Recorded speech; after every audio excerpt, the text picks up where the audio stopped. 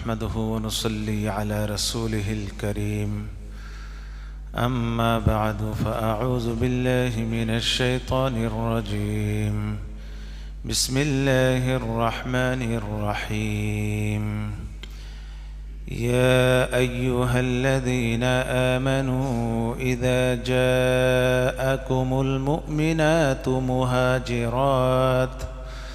مهاجرات فامتحنوهن الله أعلم بإيمانهن فإن علمتموهن مؤمنات فلا ترجعوهن إلى الكفار لا هن حل لهم ولا هم يحلون لهن وآتوهم ما أنفقوا ولا جناح عليكم أن تنكحوهن إذا آتيتموهن أجورهن ولا تمسكوا بعصم الكوافر واسألوا ما أنفقتم وليسألوا ما أنفقوا ذلكم حكم الله يحكم بينكم والله عليم حكيم صدق الله العظيم درود شریف پڑھی اللهم صل على محمد وعلى آل محمد كما صليت على إبراهيم وعلى آل إبراهيم إنك حميد مجيد اللهم بارك على محمد وعلى آل محمد كما باركت على إبراهيم وعلى آل إبراهيم إنك حميد مجيد সম্মানিত মুআজ্জাজ মুহতারাম, মহান রব্বুল আলামিনের প্রতি অন্তরের গভীর থেকে আদায় করি শুকরিয়া যে আল্লাহ তাআলা আমাদেরকে তার কালামে পাকের ছাত্র হওয়ার সুযোগ দান করেছেন। সকলে অন্তরের গভীর থেকে আদায় করি আলহামদুলিল্লাহ। ভাইরা আমার, আজকের যে আয়াত তেলাওয়াত করা হলো এটি হলো নবীজি সাল্লাল্লাহু আলাইহি ওয়াসাল্লাম হুদাইবিয়ার সময় যে চুক্তি করেছিলেন, চুক্তির পরের কিছু ঘটনাবলী নিয়ে আলোচনা। হুদাইবিয়ার একটি চুক্তি ছিল, একটি চুক্তি এমন ছিল যে কোনো মক্কার কোনো ব্যক্তি যদি, কোনো পুরুষ যদি মদিনায় চলে যায় তাহলে তাকে ফেরত দিতে হবে। কি দিতে হবে? নবীজি সাল্লাল্লাহু আলাইহি ওয়াসাল্লাম বলেন যে ওকে, ঠিক আছে। আর একটা শর্ত ছিল, মদিনার কেউ কোনো মুসলমান যদি মুরতাদ হয়ে মক্কায় আসে তাকে কিন্তু ফেরত দেওয়া হবে না। নবীজি বললেন যে ওকে, ঠিক আছে। হযরত ওমর তো মাথা গরম হয়ে গেছে, কি বলে সব উল্টাপাল্টা, আমাদের কি বিরুদ্ধে যাচ্ছে, কাফেররা যা বলে নবীজি এটাকে বলেছে, ঠিক আছে। অনেক লম্বা ঘটনা, যাই সূরা ফাতিহা শুরু দিয়ে আছে আলোচনা। তো এই শর্তের মধ্যে আজকের ঘটনা সেটি হলো, কিছু মহিলা মুসলমান হয়ে, মুমিনা হয়ে ঈমান গ্রহণ করে মদিনায় চলে গেলেন। তাদের মধ্যে একজন ছিলেন মুমতাহিনা বিনতে উকবা ইবনে আবি মুআইত। মুমতাহিনা, ওই মহিলার নাম ছিল মুমতাহিনা, তার নাম ছিল। ওনার নেতৃত্বে আরও বেশ কয়েকজন মহিলা কোথায় চলে গেলেন? মদিনায়। তো ওই যে মুমতাহিনা নাম, যে এই জন্য এই সূরার নাম কি? মুমতাহিনা। এই সূরার নাম এই জন্য কি? মুমতাহিনা। তো যখন মদিনায় চলে গেলেন, কাফেররা দুধ পাঠায় দিছে যে ওই যে শর্ত ছিল যে কেউ যদি মদিনায় চলে আসে কি করতে হবে? ফেরত দিতে হবে। ফেরত দেন। নবীজি সাল্লাল্লাহু আলাইহি ওয়াসাল্লাম বললেন যে একটু সবর করো, দেখি আল্লাহ তাআলা আমাকে কোনো কিছু বলেন কিনা, একটু ধৈর্য ধারণ করো। কিছুক্ষণের মধ্যে হযরত জিবরিল আলাইহিস সালাম এসে উপস্থিত হলেন, হয়ে বলতেছেন, ইয়া রাসূলুল্লাহ, চুক্তির মধ্যে কিন্তু পুরুষের কথা ছিল, মহিলার কোনো কথা ছিল না। কি ছিল না? পুরুষের কথা ছিল। কোনো পুরুষ যদি মক্কা থেকে আসে তাকে ফেরত দেওয়ার কথা আছে, কার কথা নেই? মহিলাদের কথা নেই। বিদায় এরা তো মহিলা, বিদায় আগে দেখেন যদি ইমান ঠিক থাকে, এরা মুমিনা হয়ে থাকে, আগে যাচাই করে দেখেন। ইমানদার হয়ে থাকলে খবরদার পাঠিয়ে দিয়েন না, কেননা চুক্তির মধ্যে কি নেই? মহিলার কথা নেই। কাফেরদেরকে বললে তারা বলে যে কে বলেছে, ছিল। নবীজি বলেন যে পেশ করো তোমাদের চুক্তিনামা। তা চুক্তি পেশ করে দেখা যায় কি নেই? মহিলাদের কোনো আলোচনায় নেই, শুধু পুরুষের ক্ষেত্রে কি করা হয়েছে? চুক্তি করা হয়েছে, মানে লিক হয়ে গেছে আর কি, তাদের একটু ভুল হয়ে গেছে। তারা এখন কি করে? আফসোস করার কিছুই নেই। তখন নবীজি সাল্লাল্লাহু আলাইহি ওয়াসাল্লাম তাদের কাছ থেকে তাদেরকে যাচাই করলেন। কেমনে যাচাই করবেন? সামনে আয়াতে আল্লাহ তাআলা সেটাও শিখিয়ে দেবেন নবীজিকে। এই আয়াতটা সেই পারপাসে নাজিল হচ্ছে। আল্লাহ তাআলা বলেন, ইয়া আইয়ুহাল্লাযীনা আমানু, হে ঈমানদাররা, ইযা জাআকুমুল মুমিনাতু, যখন তোমাদের কাছে কোনো মুমিনা ঈমান গ্রহণকারিণী কোনো মহিলা আসে, মুহাজিরাতিন, কি করে? হিজরত করে যদি আসে, ফামতাহিনুহুন্না, তাদেরকে যাচাই করে নাও, ইমতিহান পরীক্ষা করে নাও। আরবিতে পরীক্ষার আরবি ইমতিহান, ইখতিবার। ফামতাহিনুহুন্না, তাদের পরীক্ষা করো, তাদেরকে যাচাই করে নাও। আল্লাহু আ'লামু বিঈমানিহিন্না, আল্লাহ তাআলা তো জানেন তাদের ঈমান সম্পর্কে, কিন্তু তোমাদের বাহ্যিকভাবে তোমরা কি করে নাও? তোমরা যাচাই করে নাও, বাকিটা আল্লাহ তাআলা জানেন। ফাইন আলিমতুমুহুন্না মুমিনাতিন, যদি তাদেরকে মুমিনা হিসেবে পাও, যাহা তারা ঈমানদার মহিলা, ফালা তারজিউহুন্না ইলাল কুফার, তাহলে খবরদার তাদেরকে আর কোথায় পাঠাইয়েন না? কাফেরদের কাছে আর পাঠিয়ে দেবেন না। লা হুন্না হিল্লুল লাহুম, বলে এই মুমিনা মহিলাগুলো যারা হিজরত করে এসেছে তারা ওই কাফেরদের জন্য আর হালাল নয়।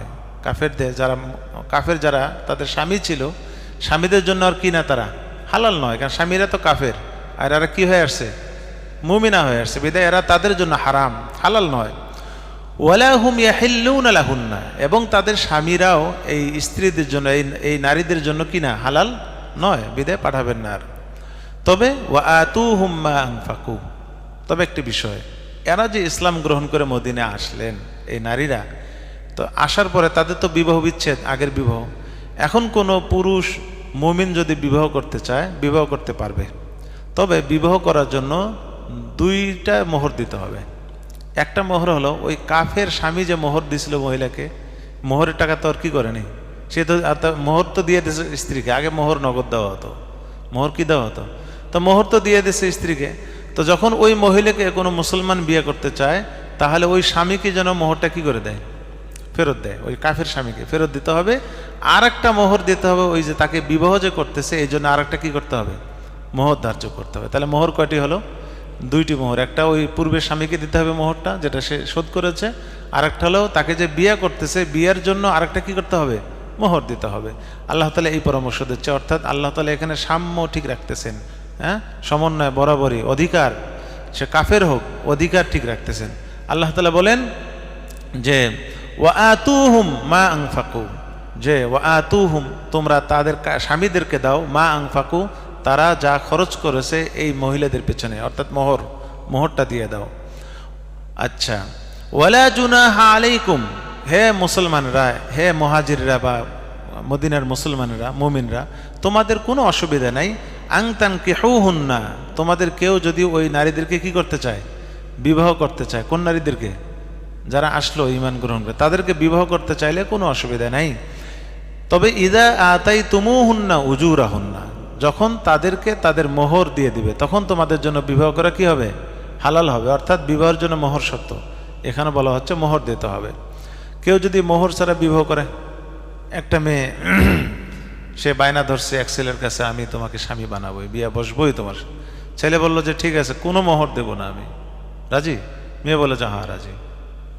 এমন যদি হয়, মোহর ছাড়া যদি বিবাহ হয়, বিবাহের মধ্যে এরকম উচ্চারণ করেছে ছেলে যে আমি তোমাকে বিবাহ করলাম মোহর ছাড়া, সাক্ষীর সামনে, মেয়ে বলল আমি কবুল করলাম, বিবাহ হবে?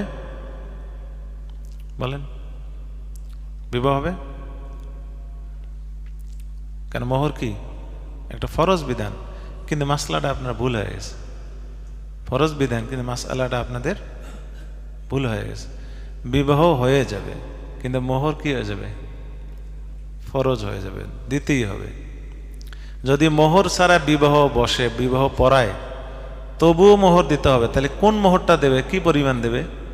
পরিমাণটা হলো ওই না আগের স্বামীর না, ওই মেয়ের চাচাতো বোন, মেয়ের জ্যাঠাতো বোন, ফুফাতো বোন, এদের যে মোহর, মোহরে মিছিল বা তার যে আপন বোন, এদের যে মোহর ধরা হয়েছে ওই পরিমাণ মোহর তার জন্য কি করা হবে, নির্ধারণ হবে। এটাকে বলা হয় মোহরে মিছিল, অনুরূপ মিছিল অথবা অনুরূপ মোহর। অনুরূপ বলতে তার মতো যারা, তার বয়সে যে বোনদের বিয়ে হয়েছে, তার খানদানের, তার বাপের বংশের মেয়েদের ওই পরিমাণ মোহর দিতেই হবে, বিবাহ সহি হবে, সঠিক হবে। ব্যাপারটা কি বুঝেছেন? তাহলে মোহর ছাড়াও যদি কেউ বিবাহ বসে, বিবাহ কি হবে, হয়ে যাবে। মাঝখানে একটি মাসলা আপনাদেরকে জানিয়ে দিলাম। আচ্ছা, এবার আসেন যে আল্লাহ তাআলা বলতেছেন যে তোমরা তাদেরকে মোহর দিয়ে দিলে তাহলে তোমাদের জন্য কোনো অসুবিধা নেই কি করতে, তাদেরকে বিবাহ করতে কোনো অসুবিধা নাই। আচ্ছা, তাহলে মোহর কয়টি হলো? দুইটি। একটা তাদের পূর্বে স্বামীদেরকে দিতে হবে, আরেকটি কাদেরকে, এদেরকে। ওয়ালা তুমসিকু বিইসামিল কাওয়াফির, আল্লাহ তাআলা বলেন তোমরা বজায় রাখবা না, আটকে রাখবা না, ধরে রাখবা না বিইসামিল কাওয়াফির। ইসাম বলা হয় দাম্পত্য সম্পর্ক, ইসম।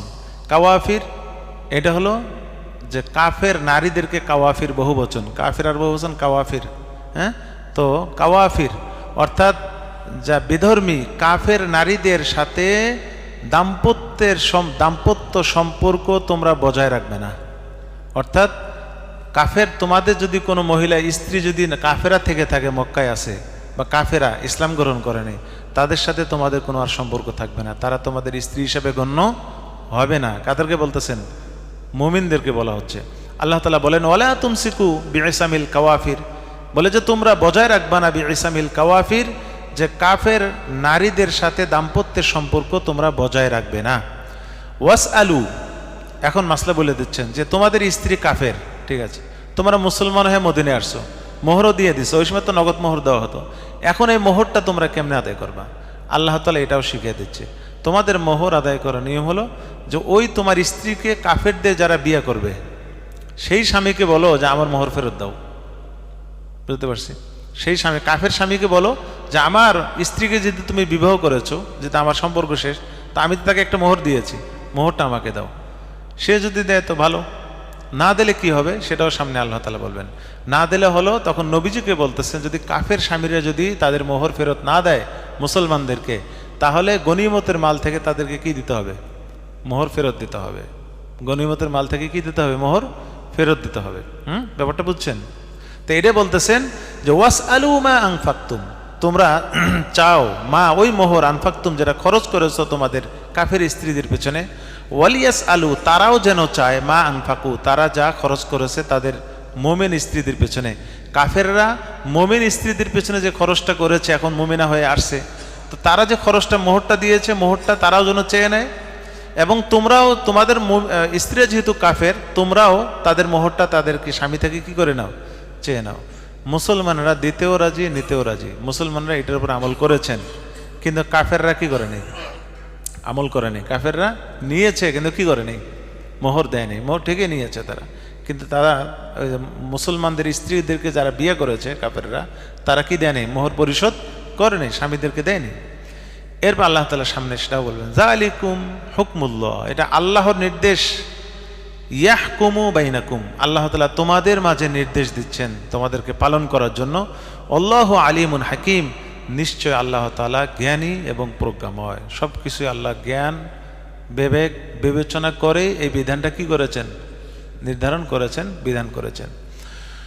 ওয়া ইন ফাতাকুম শাইউম মিন আজওয়াজিকুম ইলাল কুফার, এবারে যে বলতেছে যদি কোনো কিছু হাতছাড়া হয়ে যায়, স্ত্রী কাফেরে রয়ে গেছে, হ্যাঁ, বা মুসলমান হয়ে আবার কাফের হয়ে চলে গেছে, এমন যদি হয়ে যায়, ওয়া ইন ফাতাকুম শাইউন, যদি তোমাদের হাতছাড়া হয়ে যায়, শাইউম মিন আজওয়াজিকুম, তোমাদের স্ত্রীদের কোনো কিছু, স্ত্রীদের কোনো কিছু অর্থাৎ কোনো স্ত্রী হাতছাড়া হয়ে গেছে ইলাল কুফার, কাফেরদের কাছে যাওয়ার কারণে, স্ত্রীরা কাফেরদের কাছে চলে যাওয়ার কারণে কি হয়ে গেছে? হাতছাড়া। অর্থাৎ মুসলমান হয়ে এসেছিল কিন্তু কিছুদিন পর মুরতাদ হয়ে কোথায় চলে গেছে? আবার কাফেরদের সাথে আবার কি যোগ দিয়েছে। তখন কি করণীয় সেটা আল্লাহ তাআলা শিখাচ্ছেন। এখন কোনো নারী কি মুরতাদ হয়েছে কিনা, ইসলাম গ্রহণ করার পরে আবার মুরতাদ কোনো নারী হয়েছে কিনা, আব্দুল্লাহ ইবনে আব্বাস রাদিয়াল্লাহু তাআলা আনহুমা তিনি বলেন 6 জন নারী মোরতাদ হয়ে যায়। কয়জন? মুফাসসিরিনে বলেন যে মূলত একজন মোরতাদ ছিল, কিন্তু সে আবার ইসলাম গ্রহণ করেন। তিনি হলেন আবু সুফিয়ানের মেয়ে, নাম হলো উম্মুল হাকাম বিনতে আবি সুফিয়ান। হযরত আবু সুফিয়ান রাদিয়াল্লাহু তাআলা আনহু তার মেয়ে উম্মুল হাকাম, তিনি হিজরত করে গেছিলেন কোথায়? মদিনায়। যাওয়ার পরে আবার মোরতাদ হয়ে কোথায় চলে আসছেন? মক্কায়। পরে মক্কায় বিজয়ের সময় আবার কি হয়েছে? মুসলমান হয়েছে। একজনে মোরতাদ হয়ে আবার ইসলাম গ্রহণ করেছেন। আর বাকি যে 5 জনের কথা বলা হয়, এই 5 জন তো সাহাবাদের হিজরতের সময় মক্কায় আটকা পড়ে যায়, তাদেরকে কাফেরে আটকায় দেয়, তারা ওই কুফরি অবস্থায় কি থেকে যায়। তার মানে এরা মোরতাদ হয় না, এরা আগে থেকে কি ছিল? ওই মহিলারা কাফেরই ছিল। এই 5 জন, তাদের স্বামীরা ইসলাম গ্রহণ করে তাদেরকে নিয়ে যাওয়ার কথা ছিল, তারাও রাজি ছিল যাওয়ার, কিন্তু কাফেররা তাদেরকে আটকিয়ে দেয়। তাই এই 5 জনকে মূলত কাফেরই বলা যায়। তারা মোরতাদি, কাফের মুসলমানই তো হয়নি, মোরতাদ কেমনে হবে? এই জন্য 6 জন যে বলা হয়, মূলত কয়জন? একজন, সেও আবার কি হয়ে যায়? পরবর্তীতে ইসলাম গ্রহণ করেন। তো এবার আসুন, আল্লাহ তাআলা বলেন তোমাদের কোনো স্ত্রী যদি হাতছাড়া হয়ে যায় ইলাল কুফফার, কাফেরদের কাছে ফিরে যাওয়ার কারণে, এখন তাদের মোহরটা কেমনে তোমরা নিবা? আল্লাহ তাআলা বলেন ফাআকাবতুম, এরপরে তোমরা যদি প্রতিশোধের সুযোগ পাও, কখনো জিহাদের মধ্যে তাদের উপর বিজয় লাভ করেছো, গনিমত পেয়েছো, এমন যদি হয়, ফাআতুল্লাযীনা যাহাবাত আজওয়াজুহুম মিসলা মা আনফাকু, তখন মুসলমানদেরকে আল্লাহ তাআলা বলতেছেন, হে ঈমানদারেরা, মুমিনরা, তোমরা দান দিয়ে দাও আল্লাযীনা যাহাবাত, ওই সকল ব্যক্তিকে, যাহাবাত আজওয়াজুহুম, যাদের স্ত্রীরা মক্কায় চলে গেছে, তাদেরকে দাও মিসলা মা আনফাকু, ওই পরিমাণ মোহর, যে পরিমাণ মোহর তাদেরকে দিয়েছে। ওই যে বলছিলাম যে কোনোভাবে যদি কোনো মুমিনের, কোনো পুরুষের স্ত্রী যদি কাফের হয়ে মক্কায় যায়, পরবর্তী তোমরা যদি গনিমত পেয়ে যাও, তাদের বিরুদ্ধে যুদ্ধ করার পরে যদি গনিমতে মাল পাও, গনিমত থেকে এর মোহরটা কি করে দাও? পরিশোধ করে দাও। যে কাফের মহিলা চলে গেল, তার মোহরটা তার স্বামী মুসলমানকে গনিমতের মাল থেকে কি করো? পরিশোধ করে দাও। ওয়াত্তাকুল্লাহ, আল্লাহ তাআলাকে ভয় করো, আল্লাযী আনতুম বিহি মুমিনুন, যে আল্লাহর প্রতি তোমরা ঈমান আনয়নকারী। ইয়া আইয়ুহান নবী, এবার যাচাই কেমনে করবে? নবী সাল্লাল্লাহু আলাইহি ওয়াসাল্লাম কেমনে যাচাই করেছেন এটা শিখিয়ে দিচ্ছেন এবার। হ্যাঁ, ওই যে আসলেন, যে মদিনায় যে হিজরত করে আসলেন, তো নবীজিকে বললেন যে আপনি যাচাই করুন ঈমান ঠিক আছে কিনা। তো যাচাইটা কেমনে? নবীজি যাচাই করতেছেন। ইয়া আইয়ুহান নবী, হে নবী, ইযা জাআকাল মুমিনাত, যখন কোনো মুমিনা আপনার কাছে আসে, ইউবাইআনাকা, এবং আপনার কাছে যদি তারা বায়াত গ্রহণ করে, এই বলে, কি বলে? আল্লাহ ইউশরিকনা বিল্লাহি শাইআ, যে তারা আল্লাহর সাথে কোনো কিছুকেই কি করবে না? শরীক করবে না, কোনো শিরকি কাজ করবে না। ওয়ালা ইয়াসরিকনা, চুরিও করবে না, স্বামীর টাকাও চুরি করবে না, অন্যের তো দূরের কথা, বাপ মায়ের টাকাও চুরি করবে না। ওয়ালা ইয়াজনিনা, এবং জেনাও করবে না। ওয়ালা ইয়াকতুলনা, এবং কোনো হত্যা করবে না। আওলাদাহুন্না, তাদের সন্তানদেরকে হত্যাও করবে না। আগে তো সন্তান হত্যা করা হতো, মেয়েদেরকে কি করা হতো? হত্যা করা হতো, গর্ভে হত্যা করা হয় বর্তমানে। তো যাই হোক, ওয়ালা ইয়াতিনা বিবুহতানিন ইফতারিনাহু বাইনা আইদিহিন্না ওয়া আরজুলিহিন্না, এবং ওয়ালা ইয়াতিনা বিবুহতানিন, এবং কোনো মিথ্যা অপবাদ, জেনে শুনে কোনো মিথ্যা অপবাদ যদি না দেয় স্বামীকে, মিথ্যা অপবাদ। আগের জাহেলিয়াতে যুগের মহিলারা কি করতো জানেন? যদি তাদের বাচ্চা হতো না, এমন হয়তো বাচ্চা হয় না, তা বাচ্চা না হলে কিন্তু স্বামীর সম্পদ পাইতো না মহিলারা, তখন ওই মহিলা কি করতো? আরেকজনের বাচ্চা আইনে বলতো যে এটা আমার বাচ্চা, নিজে বলতো যে আমি নিজে এটা কি করেছি, অর্থাৎ স্বামীর বাড়ি থেকে কিছুদিনের জন্য চলে যেত, কোথাও গায়েব হয়ে যেত। কিছুদিন পর আরেকজনের বাচ্চা এনে মিথ্যা কথা বলতো যে এটা আমারই বাচ্চা, তোমার কি, তোমার খানদান থেকে, তোমার এই সিলসিলা থেকে, এটা আমার বাচ্চা, তোমার ঔরসে, এটা আমার কি পেট থেকে হয়েছে, 2 পা এবং হাতের সামনে এটা কি বাচ্চা প্রসব হয়েছে। বাচ্চা প্রসব কোথায় হয়? হাত পায়ের সামনে, 2 হাত 2 পায়ের মাঝখানে কিনা বাচ্চা মহিলাদের প্রসব হয়? 2 পায়ের মাঝখানে না, এবং হাতের সামনে না। তো এই কথাটা আল্লাহ তাআলা এই আরজুলিহিন্না ওয়া আইদিহিন্না বলতেছেন, যে হাত পায়ের সামনে প্রসব হয়েছে, এই বলে মিথ্যা অপবাদ আর দেব না। এরকম যদি তারা কি করতে পারে? ওয়াদা করতে পারে যে আমরা আর স্বামীদেরকে কি দেব না, মাল নেওয়ার লোভে, স্বামীর জন্য মিরাজ পাই এই লোভে আরেকজনের বাচ্চাকে নিজের নামে কি দেব না, চালায়া দেব না, এইরকম যদি ওয়াদা করে, তাহলে আপনি কি করুন? এটা বলতেছে ওয়ালা ইয়াতিনা বিবুহতানিন, এবং তারা নিয়ে আসবে না, হ্যাঁ, কোনো অপবাদ, ইফতারিনাহু, যে অপবাদ তারা বানিয়েছে।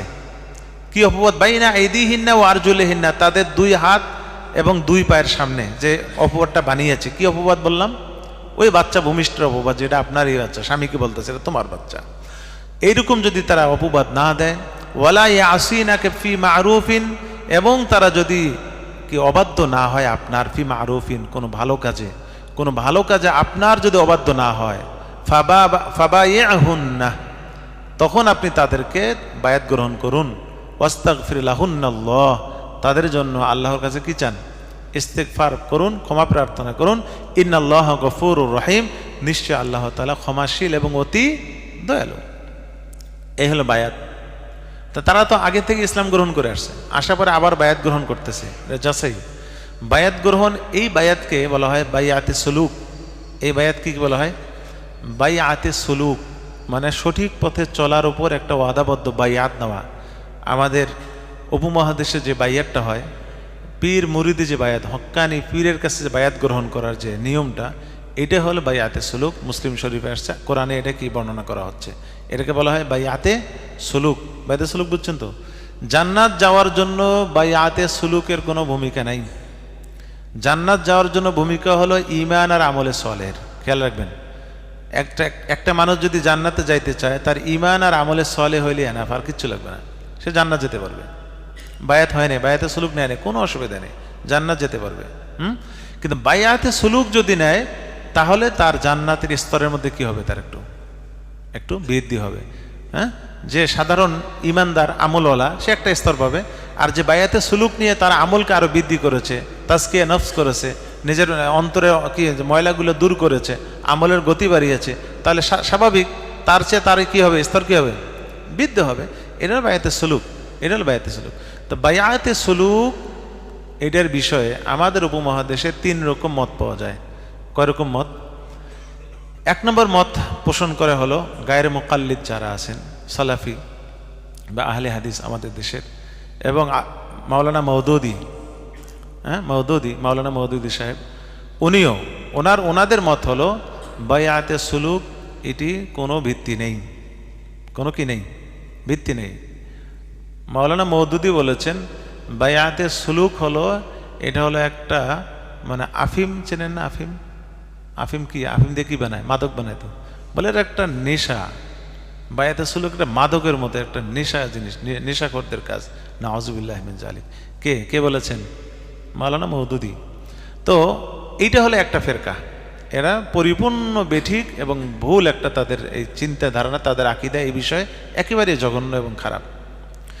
আরেকটি মত পাওয়া যায় বেরিলবি হলো আমাদের উপমহাদেশে বেরিলুদ্বীপের আনাগোনা বেশি হয় চট্টগ্রামে, এই যে চট্টগ্রাম, পাকিস্তান, হ্যাঁ, এরপর হলো আপনার বিভিন্ন জায়গায় আছে কম বেশ, কিন্তু চিটাগাং একটু বেশি। এই যে মাইজভান্ডারি বলেন, এই যে বেদাতি যাদেরকে আমরা সহজে বুঝি, যারা নিজেদেরকে আহলে সুন্নাত ওয়াল জামাত, পোস্টারে কি একবারে লেখা দিচ্ছে সাইয়্যিদুল আয়াত শরীফ 63 দিনের কি, হ্যাঁ, ঈদে মিলাদুন্নবী যারা পালন করে। তো এই যে মানে এদেরকে বলা হয় বেরলবি, এদেরকে বলা হয় কি? বেরলবি। বেরলবিদের আকীদা হলো যে বায়াতে সুলুক ছাড়া কেউ জান্নাতে যেতে পারবে না। নাউজুবিল্লাহ মিন যালিক। যে বায়াতে সুলুক ছাড়া কোথায় যেতে পারবে না, অর্থাৎ পীর, কারো যদি পীর না থাকে তাহলে তার জন্য জান্নাত যাওয়া অসম্ভব। বুঝলেন না? এইরকম আকীদা তারা পোষণ করে। এটাও একটা ভ্রান্ত আকীদা তাদের, এটা ভ্রান্ত আকীদা। আর ওলামায়ে হক্কানি, ওলামায়ে দেওবান, ওলামায়ে হক্কানি হলো তাদের মতামত হলো বায়াতে সুলুক এটা জান্নাতে যাওয়ার কোনো মাধ্যম নয়, এইটা হলো জান্নাতের একটা স্তর, ভালো একটা স্তর লাভ করার একটা কি মাধ্যম। আর একটা লাভ হলো বায়াতে সুলুকের মাধ্যমে মানুষের শরীরের মধ্যে যেরকম ময়লা থাকে, সাবান দিয়ে কি হয়ে যায়? পরিষ্কার হয়ে যায়। তা মানুষের অন্তরেও কি হয়? অনেক সময় ময়লা হয়, হিংসা, বিদ্বেষ, ক্ষোভ, রাগ, অহংকার, এইগুলো কি বাসা বেঁধে ফেলে অন্তরের মধ্যে, তখন অন্তরটা কি হয়ে যায়? নাপাক হয়ে যায়, অন্তরটা তোর ময়লা হয়ে যায়। এই ময়লাটা দূর করার মাধ্যম হলো বায়াতে সুলুক। বায়াত গ্রহণ করলে, হক্কানি আলেমের কাছে, হক্কানি পীরের কাছে কেউ বায়াত গ্রহণ করলে তিনি তখন তার রোগ অনুযায়ী কি দেবেন? ট্রিটমেন্ট করবেন।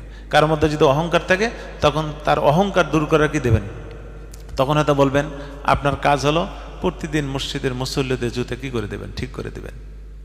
যদি অহংকারী হয়। তার মানে জুতা ঠিক করা কিন্তু বিনয়ের লক্ষণ, তা অহংকার দূর করা এটা লক্ষণ। আপনি প্রতিদিন কি করে দেবেন? জুতা ঠিক করে দেবেন। হ্যাঁ, এটা হলো কি তার ট্রিটমেন্ট। এক একজনের এক এক ট্রিটমেন্ট দেবেন, ও যদি হক্কানি পীর হয়। কথা কি বুঝছেন? তো এইরকম হলো বাইআতে সুলুক। নবীজি সাল্লাল্লাহু আলাইহি ওয়াসাল্লাম সাহাবিয়া নারীদেরকে কি দিলেন? বাইআতে সুলুক। মুসলিমে আসছে সাহাবাদেরকে একসময় নবী সাল্লাল্লাহু আলাইহি ওয়াসাল্লাম ডাকলেন যে আসো তোমাদের কাছে, তোমাদেরকে আমি বায়াত দিই। মুসলিমের হাদিস। সাহাবারা বললেন যে ইয়া রাসূলুল্লাহ, কয়বার বায়াত? না, একবার তো নিছি, ইসলাম তো গ্রহণ করেছি, আবার কিসের বায়াত? বলে যে এই বায়াতে ইসলাম মুসলমান হওয়ার বায়াত নয়, এটা হলো যে তোমরা যেন ইসলামের ওপর আরো ভালোভাবে কি করতে পারো, জমে থাকতে পারো, এই জন্য কি দিচ্ছি তোমাদেরকে বায়াত, আমি নিতে চাচ্ছি, আসো। তখন নবীজি কি নিলেন? বায়াত গ্রহণ করলেন। কথাকে বুঝতে পেরেছি? এই হলো বায়াত। আল্লাহ তাআলা যে নবীজি সাল্লাল্লাহু আলাইহি ওয়াসাল্লামকে বায়াতের যে নিয়মটা শিখিয়ে দিলেন, এই নিয়মটা নবীজি শুধু হিজরতের পরে ওই নারীদের থেকে নেয় নাই, এরপরে যত বায়াত নিয়েছেন পুরুষ আর মহিলা থেকে, সবাইয়ের থেকে এই বায়াত নিয়েছেন। মক্কা বিজয়ের দিন যখন সাহাবাহিকরা মক্কার পুরুষেরা বায়াত গ্রহণ করলেন, তখন মহিলারাও আসলেন নবীজির কাছে বায়াত গ্রহণ করার জন্য। সফা পাহাড়ের পাদদেশে বায়াত গ্রহণ করবেন। নবীজি সাল্লাল্লাহু আলাইহি ওয়াসাল্লাম মহিলাদেরকে পর্দার আড়ালে রাখলেন। এবার নবীজি সাল্লাল্লাহু আলাইহি ওয়াসাল্লাম বায়াত দিচ্ছেন। বায়াত, এই আয়াত কি তেলাওয়াত করতেছেন আর বলতেছেন তোমরা বায়াত গ্রহণ করো যে তোমরা শিরিক করবে না। কি করবে না? তো ওই মহিলাদের দলের মধ্যে আবু সুফিয়ানের স্ত্রীও ছিল, নাম হলো হিন্দা। নাম কি? কোন হিন্দা বলেন তো? হযরত হামজার কলিজা ছিঁড়ে চিবি চিবি খেয়ে ফেলেছিল যে হিন্দা। হ্যাঁ, হিন্দা, সেই হিন্দা। ওয়াহশী মেরে ফেলেছে, কিন্তু হিন্দা কি করেছে? পেট ফাড়ে তার কি কলিজা বের করে চাবাইছে। এত ক্ষোভ ছিল এই হিন্দার। কিন্তু হিন্দা ছিল একজন নেত্রী, মক্কার একজন খুব চতুর একজন নেত্রী ছিলেন। তা ওই বুদ্ধিমান ছিল অনেক, সে বুদ্ধিমান ওই হিন্দা সে নবীজির মজলিসে বসা, নবীজি টের পায়নি। তো নবীজি বলতেছেন যে তোমরা শিরিক করবে না, ওয়াদা করো। তখন হিন্দা সে অপরিচিত কণ্ঠে বলতেছেন যে ইয়া রাসূলুল্লাহ, পুরুষদের কাছ থেকে বায়াত নিলেন, তাদেরকে তো শিরিকের কথা বলেন নাই, শিরিক করবে না। তাদের কাছ থেকে আপনি সাদামাটা বায়াত নিয়েছেন যে ইসলামের ওপর ঠিক থাকবা এবং জিহাদ করবা, এটার ওপর। এত কিছু তো বলেন নাই, শিরিক করবা না এমন তো পুরুষদেরকে তো বলেন নাই, আমাদেরকে কেন বলতেছেন? কত চতুর ছিল। নবী সাল্লাল্লাহু আলাইহি ওয়াসাল্লাম কোনো উত্তর দেন নাই। সামনে আগাইছে, সামনে আবার বলতেছেন ওয়ালা ইয়াসরিকনা, যে তোমরা আজকে ওয়াদা করো, বায়াত নাও যে চুরি করবা না কোনোদিন। তখন ওই হিন্দা প্রশ্ন করলেন ইয়া রাসূলুল্লাহ, তা আমার স্বামী তো আবু সুফিয়ান একটু কাঞ্জুস, হালকা বখিল, টাকা খরচ করতে চায় না, কোন রকম দুই বেলা খাবারের ব্যবস্থা করে আর অতিরিক্ত প্রয়োজনীয় একটি জিনিস আমার হাজতকে মিটায় না। এখন আমি তো মাঝে মাঝে তার পকেট মারি, চুরি করি, তা এটা কি আমার ক্ষমা হবে না? এটা আমি কি করবো তাহলে? তখন নবীজি বলেন যে আচ্ছা, তুমি কি তাহলে ওই হিন্দা, আবু সুফিয়ানের স্ত্রী, ওই হিন্দা যে হিন্দা আমার চাচাকে কি করেছ? হ্যাঁ, চাচার উপর খুব ঝেড়েছ। তখন হিন্দা রাদিয়াল্লাহু আনহা, ভাগ্য ভালো বেচারি, তখন বলেন ইয়া রাসূলুল্লাহ, আমি হিন্দা, আপনি দয়া করে আমাকে ক্ষমা করে দেন। আমি ওই সময় ক্ষোভ ধরে রাখতে পারি না, কিন্তু আল্লাহ তাআলা আজকে আমাকে ঈমানের নূর দান করেছেন, আপনি আমাকে মেহেরবানি করে কি করে দেন, ক্ষমা করে দিয়েন। আপনি আমার উপর রাগ ক্ষোভ রাখিয়েন না, আমি খালেস ইখলাসের সাথে কি নিচ্ছি, ইসলাম গ্রহণ করতেছি। তখন নবীজি সাল্লাল্লাহু আলাইহি ওয়াসাল্লাম বললেন যে শোনো, তোমার সন্তানের পেছনে, তোমার পেছনে যতটুকু ব্যয় করতে হয় ততটুকু যদি সে না দেয় আবু সুফিয়ান, তাহলে তার পকেট মেরে কি করতে পারবা? হাজত পূরণ করতে পারবে। হ্যাঁ, হাজত পূরণ করে। তাই বলে আমাদের দেশের যে পকেট মার অনর্থক কাজের জন্য, এটা আবার কি যায় যাবে না? হ্যাঁ, যায় যাবে না। আচ্ছা, এরপরে আল্লাহ নবী সাল্লাল্লাহু আলাইহি ওয়াসাল্লাম আবার বললেন যে ওয়ালা ইয়াজনিন, যে তোমরা বায়াত গ্রহণ করো যে তোমরা জিনা করবে না। তখন আবু সুফিয়ানের স্ত্রী হিন্দা বলতেছেন যে ইয়া রাসূলুল্লাহ, বললাম না অনেক বুদ্ধিমান ছিলেন, সে সাথে সাথে উত্তর দিচ্ছিল সবগুলো, যেন অন্য মহিলারা যেন সব শুনে। তখন হিন্দা বলতেছেন ইয়া রাসূলুল্লাহ, স্বাধীন মহিলারা কি জিনা করে নাকি? এটা একটা নোংরা কাজ, কোনো স্বাধীন মহিলা করতে পারে? এটা তো কোনো স্বাধীন মহিলার কাজ না। জিনার কাজ তো করালে বাদী দাসী, এরা এদের সাথে মানুষ এগুলো কি আকাম কুকাম করে, কিন্তু স্বাধীন মহিলারা এগুলো করে না। বাস নবীজি শুধু শুনলেন, সামনে বললেন ওয়ালা ইয়াকতুলনা, তাহলে বুঝে গেল যারা ওই বেবিচার, জেনা আর পরকিয়া করে এরা আসলে গোলামবাদী। মনে হয় এদের কেউ কি ছিল, পূর্বপুরুষ গোলামবাদী ছিল। জেনা যারা করে তার বুঝে গেল স্বাধীন মহিলার কোনোদিন কি করে না, জেনা করে না। তাহলে যারা জেনা করে, পরকিয়া করে, বুঝে গেল ওদের সম্পর্ক, তাদের খানদানের সম্পর্ক কার সাথে ছিল? কোনো বাদী, হয়তো তাদের খানদানে কে গোলামবাদী ছিল, ওই গোলামবাদীর ওই নেশারটা চলে আসে তার মধ্যে। আল্লাহ তাআলা মাফ করুক, আমাদেরকে হেফাজত করুক। এবার আসুন, এরপর বলতেছেন ওয়ালা ইয়াকতুল্লাহ আওলাদাহুন্না, যে তোমরা বায়াত গ্রহণ করো আমার কাছে যে তোমরা তোমাদের সন্তানদেরকে হত্যা করবে না। এবার হিন্দা বলেন যে ইয়া রাসূলুল্লাহ, আমরা তো আমাদের সন্তানদেরকে হত্যা করি না, সন্তানদেরকে আমরা খাওয়ায় পরে বড় করি, আর আপনারা তাদেরকে হত্যা করে ফেলেন। বুঝছেন কি বলছে? বুঝছেন? মক্কার আগে যে যুদ্ধগুলো হয়েছে, এখানে অনেক মুসলমান মারা গেছে না, গেছে কিনা? বলে আমাদের সন্তানদেরকে তো আমরা কি করি, মানুষ খাওয়ায় পরে মানুষ করে বড় করি, কিন্তু আপনারা তো ওদেরকে হত্যা করে ফেলেছেন। মানে নবীজিকে বললেন, নবীজি সাল্লাল্লাহু আলাইহি ওয়াসাল্লাম মুস্কি হাসলেন তার কথায়। হযরত ওমর রাদিয়াল্লাহু তাআলা হাসতে হাসতে শুয়ে পড়ছেন যে কি বলে এগুলো, আসলে তো বিধান ছিল তাদেরকে হত্যা করার। হযরত ওমর তার কথা শুনতেছেন আর কি অট্ট হাসি দিচ্ছেন যে কি বলতেছে সে, এত কি মানে এই গভীরের কথা সে প্রশ্নের মধ্যে উঠাচ্ছে। ওয়ালা ইয়াকতুলনা আওলাদাহুন্না ওয়ালা ইয়াতিনা বিবুহতানিন ইফতারিনাহু বাইনা আইদিহিন্না ওয়া আরজুলিহিন্না। নবীজি বললেন যে জেনে শুনে কখনো কারো সন্তান আইনা নিজের স্বামীর সাথে কি সম্বন্ধ করবে না, এই মিথ্যা অপবাদ দিবে না স্বামীর ওপর মাল নেওয়ার জন্য। তখন হিন্দা উত্তরে বলতেছিলেন যে ইয়া রাসূলুল্লাহ, এটা দারুণ একটা আমাদেরকে আদর্শ আপনি শিখালেন, আমরা এমনটা কখনোই করি না এবং করব না। তিনি বললেন যে দারুণ একটা আমাদেরকে আদর্শ আপনি শিক্ষাদান করলেন। এরপর আল্লাহ নবী সাল্লাল্লাহু আলাইহি ওয়াসাল্লাম বলতেছেন ওয়ালা ইয়াসিনাকা ফি মারুফিন, এবং তোমরা আমার অবাধ্য হবে না, কোনো ভালো কাজের অর্ডার যদি আমি দেই এর অবাধ্য হবে না। মুনাফিকরা যেরকম অবাধ্য ছিল তোমরা এমন হবে না। তখন হিন্দা বলতেছেন ইয়া রাসূলুল্লাহ, আমরা তো বায়াত গ্রহণ করতে আসছি আপনাকে মহব্বত করে, ইসলামের প্রতি ভালোবাসা নিয়ে আসছি, এমন না যে সামনে আমরা একটা বলবো পেছনে আর একটা করবো, এমন এই জন্য আমরা আসিনি। আপনাকে আমরা দিল থেকে ভালোবেসেই কি আপনার এই মজলিসে বসেছি, বেদা আপনার কোনো কথা আর আমরা কি হব না, অবাধ্য হব না। এরপরে আসুন ফাবাইআহুন্না, আল্লাহ তাআলা ফাবাইআহুন্না আস্তাগফিরুল্লাহ। তা এই যে বায়াত নবী সাল্লাল্লাহু আলাইহি ওয়াসাল্লাম বায়াত গ্রহণ করলেন, তাহলে ওই যে হিন্দা কার হামজার কি কলিজা চাবাইছিলেন, নবীজি কি বলেছিলেন জানেন? ওই সময় নবীজি বলছিলেন আমার চাচার কলিজা যদি সে চাবিয়ে খাইতো, তাহলে যে পেটে আমার চাচার কলিজা যাবে ওই পেট কখনো জাহান্নামে জ্বলবে না, ওই সময় বলছিলেন। কিন্তু ভাগ্য হলো যে উনি চাবায় খান নাই, চাবায় ফেলে দিয়েছে। কে? হিন্দা। হামজার কলিজা চাবায় চাবায় ফেলে দিয়েছে, কি করে নেই? খায় নাই। যদি খাইতো তাহলে নিশ্চয়ই সে কি হতো? জান্নাতি। পরবর্তী সাহাবিয়া হয়েছে, অবশ্যই জান্নাতে যাবেন। কিন্তু নবীজির বাক্য আমি বলছি, এরা বুখারীতে আসছে, যদি সে চাবিয়ে খেত তাহলে কই যেত না, সে জাহান্নামে যেত না।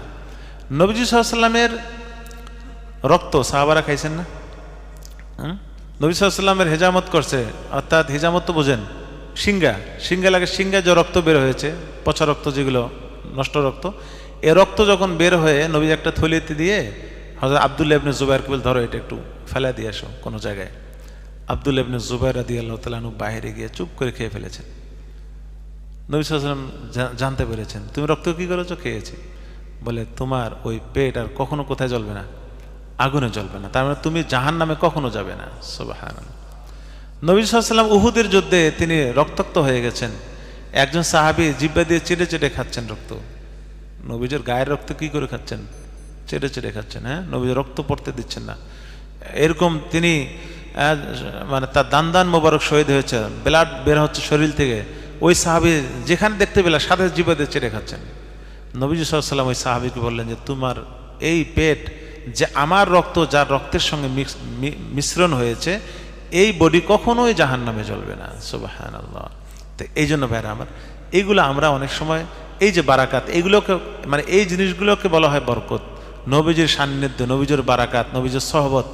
তো এটাই যে সেই হিন্দা এরকম একজন মহিলাও আল্লাহ তাআলা তাকে ঈমানের কি দান করেছেন? নূর দান করেছেন। এরপর আল্লাহ তাআলা বলতেছেন ইয়া আইয়ুহাল্লাযীনা আমানু, হে ঈমানদাররা, লা তাতাওয়াল্লাউ কওমান, তোমরা বন্ধু বানাবে না ওই জাতিকে, গদিবাল্লাহু আলাইহিম, যাদের উপর আল্লাহ তাআলার গজব পড়েছে। তারা কারা? গায়রিল মাগদুবি আলাইহিম, কারা? ইহুদি। যে যাদের উপর আল্লাহর গজব, তাদেরকে বন্ধু বানায় না, অর্থাৎ ইহুদিকে কি বানায় না? বন্ধু বানাইবে না। কদ ইয়াইসু মিনাল আখিরাতি, যে তারা তো নিরাশ হয়েছে, মিনাল আখিরা, আখিরাতের ব্যাপারে, আখিরাত থেকে তারা নিরাশ। তারা মনে করে আখিরাত বলতে কিছুই নাই। কামা ইয়াইসাল কুফফারু মিন আসহাবিল কবুর, যেরকম কাফেরদের যারা কবরে গেছে তারা যেরকম কি, তারা যেরকম হতাশ হয়ে গেছে কি আখিরাত থেকে, অর্থাৎ আখিরাতে লাভ আর কি তাদের আরাম থেকে তারা হতাশ নিরাশ। যারা কাফের যারা মরে গেছে এখন তারা যদি হায় আফসোস বলতে বলতে সারা জীবন কাটায়, দুনিয়াতে আসতে পারবে? বলে কাফেররা যেরকম তারা মায়ুস হয়ে গেছে, তারা নিরাশ হয়ে গেছে জান্নাত লাভ করা থেকে, এইরকম ইহুদিরাও তারা জান্নাত এবং আখিরাতের থেকে তারা কি হয়ে গেছে, কি হয়ে গেছে, নিরাশ হতাশ হয়ে গেছে। এই সমস্ত ইহুদিবাদীদেরকে তোমরা ভুলেও বন্ধু বানাইবে না। এখানে ইহুদিদের কথা বলতেছে, আর শুরু দিয়ে কাদের কথা বলেছিল, কাফেরদের কথা বলেছিলেন। তো ইহুদি কাফের এদের সঙ্গে কোনো কি নাই, বন্ধুত্ব চলবে না। শেষ ফিনিশিং আল্লাহ তাআলা ওই শুরু করছিলেন বন্ধু থেকে, বন্ধু বানানো যাবে না, শেষেও একই কথা বলতেছেন, ওদেরকে কি বানানো যাবে না, বন্ধু বানানো যাবে না। এটা আল্লাহ তাআলা বললেন, আমাদেরকে উপদেশ দিলেন, এবং আল্লাহ তাআলা কিছু নিয়ম নীতি আখলাক, মুসলমানদের চালচলন কেমন হওয়া উচিত এই বিষয়ে আল্লাহ তাআলা আমাদেরকে কিছু দিক নির্দেশনা দিলেন। আল্লাহ তাআলা আপনাকে আমাকে আমাদের সকলকে কোরআন বুঝে আল্লাহ তাআলার ফরমান পালন করে জীবনযাপন করার তৌফিক দান করেন। কারো কোনো সংক্ষিপ্ত প্রশ্ন আছে কিনা? ঠিক আছে, দুরূদ শরীফ পড়ি। আল্লাহুম্মা সাল্লি ওয়া সাল্লিম ওয়া বারিক আলা মুহাম্মদ ওয়া আলা আলিহি ওয়া আসহাবিহি আজমাইন। এক ভাই একটা প্রশ্ন করেছিলেন আমাকে, গত জুমায় বলছেন হুজুর এটা বলেননি, কিন্তু উনি বলবেন না, এখানে আছেন উপস্থিত, কিন্তু উনি বলবেন না, কিন্তু আমাকে বলে উত্তর শুনতে চাইছেন। সেটা হলো যে ইশরাকের নামাজ কয় রাকাত? ইশরাকের নামাজ মূলত কয় রাকাত আপনারা বলেন তো? এই যে একতলাফ হয়ে গেছে, দেখছেন, মতনৈক্য হয়ে গেছে। তাহলে মতনৈক্য এটা হতেই পারে, সাহাবাদের মধ্যেও মতনৈক্য হয়ে গেছে, অনেক মাসাইলের মধ্যে সাহাবাদের মধ্যে মতনৈক্য। হ্যাঁ, সলাতুল খুসুফ নবীজি কয় রুকু দিয়েছেন? কেউ বলে 2 রুকু দিয়েছেন, কেউ বলে 3টা রুকু দিয়েছেন, কেউ বলে 1টাই রুকু দিয়েছেন। ওই যে যেভাবে দেখেছেন ওইভাবে কি করেছেন বর্ণনা করেছেন। ইশরাকের নামাজ হলো মূলত কয় রাকাত? 2 রাকাত। কয় রাকাত? ইশরাকের পরে আরো 2 রাকাত পড়ার কথা হাদিসে আসছে, সেটা হলো সলাতুল হাজত। সেটা কি? এই পরের 2 রাকাত যদি কেউ পড়েন, সারা দিনের হাজত আল্লাহ তাআলা তার কি করে দেবেন, মিটাই দেবেন। এই 2 রাকাতটা আপনি ইশরাকের সাথে সাথেও পড়তে পারেন, আপনি পরেও পড়তে পারেন। হ্যাঁ হ্যাঁ, চাষত পরে, চাষতেরটা হলো 4 রাকাত থেকে শুরু, এটা চাষতের হলো 4 রাকাত থেকে শুরু 12 রাকাত পর্যন্ত। কেউ বলছেন 8 রাকাত থেকে শুরু 12 রাকাত পর্যন্ত, বিভিন্ন মত আছে। তাহলে ইশরাকের মূলত নামাজ কয় রাকাত? 2 রাকাত। এরপরে আরো 2 রাকাত পড়লে নূরুন আলা নূর। সারা দিনের দায়িত্ব কার হাতে? আল্লাহর হাতে চলে যায়। আপনি সারাদিন চলবেন ফিরবেন পুরা আল্লাহর জিম্মাদারিতে। কথা কি বুঝছেন? তাহলে মূলত 2 রাকাত যদি পড়েন তাহলে একটি মকবুল হজ, একটি মকবুল উমরার সওয়াব পেয়ে গেলেন। আরো যদি 2 রাকাত পড়েন, সারা দিনের জিম্মাদারি কার হাতে চলে গেল? আল্লাহ তাআলার হাতে চলে গেল। আল্লাহ তাআলা আমাদেরকে, হ্যাঁ, প্রথম 2 রাকাতটা তো ইশরাক। হ্যাঁ, পরে নফল বললে অটোমেটিক ওটা হাজত হয়ে যাবে, বুঝলেন? ওটার হাজতে নিয়াত করার দরকার নেই, অটোমেটিক কি হয়ে যাবে, হাজত হয়ে যাবে। আপনি হ্যাঁ লগে লগে পড়তে পারবেন, আপনি একটু পরে পড়তে পারেন, 1 ঘন্টা পরেও পড়তে পারেন, হ্যাঁ আপনার সুবিধা মতো পড়তে পারেন। একসাথেও নিয়াত করা যাবে ইশরাক এবং চাষতে। তখন হবে কি, ওই একটু গুরুত্ব কমে গেল। একই নামাজে এতগুলো জমা করলে একটু মানে স্বতন্ত্র হওয়া উচিত। একসাথে 2টা নিয়াত করলে হয়, কিন্তু আলাদা করা সবচেয়ে বেটার।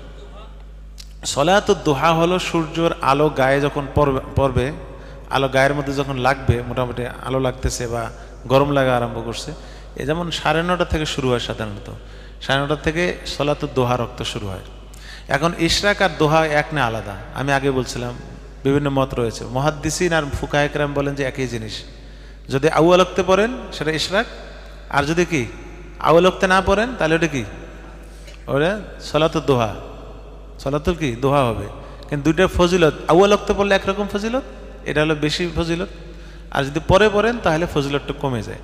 আউয়াল ওয়াক্তে পড়লে যে ফজিলত একটা, তাহলে ইতিকাফের নিয়াতে সব পাইলেন। পুরো সময় আপনি মসজিদে বসে সূর্য ওঠা পর্যন্ত যে আধা ঘন্টা বসে থাকলেন বা 1 ঘন্টা বসে থাকলেন, আপনি পুরা ইতিকাফের কি পেলেন, সব পেলেন। দৈনন্দিনের ইতিকাফ, এটা আমি বলেছিলাম। বাৎসরিক ইতিকাফ হলো রমজানে, আর দৈনন্দিনের ইতিকাফ কোনটা? এই যে এটা ইশরাক পর্যন্ত মসজিদ থাকা, এটা দৈনিক ইতিকাফ। হ্যাঁ, আর যদি ইশরাক না পড়ে আপনি চার্জ পড়তে যান তাহলে এই সবটা আপনি পাবেন না, কেন আপনি তো 10টা বন্ধ কই থাকবেন না, মসজিদে থাকবেন। আপনি তো ফরজ নামাজ পড়ে দৌড় কোথায়, বাসায় গিয়ে ঠান্ডা মাথা আস্তে ধীরে কাজকর্ম করে 10টা 11টার দিকে কী পড়বেন, চার্জ পড়বেন। তখন তো আপনি মসজিদে থাকার সবও পাইবেন না, আর কি পাবেন না, উমরার আর কি, উমরার আর হজের সবও পাবেন না। তখন সলাত দোহার যে ফজিলত, সেই ফজিলতটা লাভ করবেন। কথাকে বুঝতে পেরেছি? কিন্তু সুফে একরাম বলেছেন যে দুইটা আলাদা নামাজ। একটা ইশরাকের নামাজ, এটা হলো সূর্য উদয়ের 10 মিনিট পর থেকে, 10 মিনিট বা 15 মিনিট পর থেকে শুরু হয়। আর চাস্তের নামাজ হলো সূর্যের আলো যখন গায়ে লাগা আরম্ভ করে, গায়ে যখন হিট করে, তখন থেকে কি শুরু হয়, চাস্তের নামাজ শুরু হয়। দুইটা আলাদা আলাদা নামাজ। দরুদ শরীফ পড়ি। اللهم صل وسلم وبارك على محمد وعلى آله وأصحابه أجمعين. الحمد لله رب العالمين، الصلاة والسلام على أشرف الأنبياء والمرسلين. ربنا ظلمنا أنفسنا وإن لم تغفر لنا وترحمنا لنكونن من الخاسرين. ربنا اصرف عنا عذاب جهنم إن عذابها كان غراما إنها ساءت مستقرا ومقاما. رب ارحمهما كما ربياني صغيرا رب ارحمهما كما ربياني صغيرا. يا الله يا رحمن يا رحيم, আমাদের জিন্দেগীর যাবতীয় গুনাহ মাফ করে দেন। ইয়া আল্লাহ, আমাদের পিতা মাতা, ভাই বোন, দাদা দাদি, নানা নানি, শ্বশুর শাশুড়ি, আত্মীয় স্বজন, বন্ধু বান্ধব সকলকে মাফ করে দেন। সকল মুমিন মুমিনাতকে আপনি মাগফিরাত করে দেন। আমাদের যাবতীয় হাজাত পূরণ করেন, দুনিয়ার হাজত পূরণ করে দেন, কবরের হাজত পূরণ করে দেন, আখিরাতের হাজত পূরণ করে দেন, কিয়ামতের দিনের হাজত পূরণ করে দেন। রব্বুল আলামিন আমাদের স্ত্রী সন্তানদেরকেও ইয়া আল্লাহ দিনের উপর আপনি অটুট রাখেন। রব্বুল আলামিন ইয়া আল্লাহ, আপনি আমাদের মধ্যে যারা অসুস্থ তাদেরকে শিফায়ে কামিলা আজেলা নসিব ফরমান। মাওলা, আমাদের এক ভাই, তার মায়ের কালকে অপারেশন, আপনি তার অপারেশনকে কামিয়াব করেন। রব্বুল আলামিন দীর্ঘ হায়াত দান করেন, হায়াতে তয়্যিবা দান করেন, সব কিছু সহজ করে দেন, সুচিকিৎসার ব্যবস্থা করেন। রব্বুল আলামিন আমাদের অন্তরগুলোকে আপনি পবিত্র করে নেন, আমাদের অন্তরের ময়লাগুলোকে আপনি পরিষ্কার করে দেন। ইসলাহে নফস ও তাজকিয়াতুন নফসের আল্লাহ আপনি আমাদের তৌফিক দান করেন। রব্বুল আলামিন আমাদের জোয়াহিরি যেভাবে আমরা পরিষ্কার রাখি, আমাদের বাতিনকেও আপনি এইভাবে পরিষ্কার রাখেন। মাওলা ইয়া আল্লাহ, আপনি আমাদের দোয়া কবুল মঞ্জুর করে নেন। সুবহান রাব্বিকা রব্বিল ইজ্জাতি আম্মা ইয়াসিফুন ওয়া সালামুন আলাল মুরসালিন ওয়ালহামদুলিল্লাহি রাব্বিল আলামিন।